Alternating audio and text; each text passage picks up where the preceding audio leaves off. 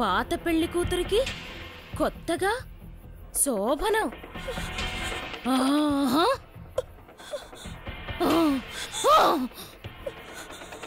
అతని మీద గాలి వాలితేనే నేను తట్టుకోలేను.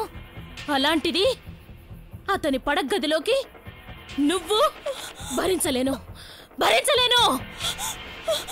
అయినా ఇది నాకు మంచి అవకాశం. శరీరం లేకుండా పోయిన నేను అతనితో శారీరక సౌఖ్యం అనుభవించలేను. అతన్ని అనుభవించడానికి నీ శరీరం నాకు కావాలి. ఆశ నీది, అనుభవం నాది. నీలో నేను కలిసిపోయి అతనితో ఆనందాన్ని అనుభవిస్తాను. వద్దు, రా. నువ్వు చేస్తున్నది ఘోరం, మహాపాపం. కలిసిపోతాను. అవును. వద్దు, నా దగ్గరికి రావద్దు.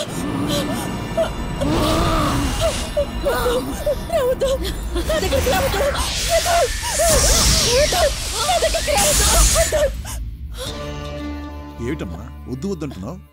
ఏం లేదు. కంగారు పడుతున్నావేంటి తల్లి? మీరెప్పుడొచ్చారు? అమ్మ తల్లి అయ్యవారిని నిద్రలేపి తెల్లారేలోపు ఈ రచ్చని కట్టమని చెప్పింది.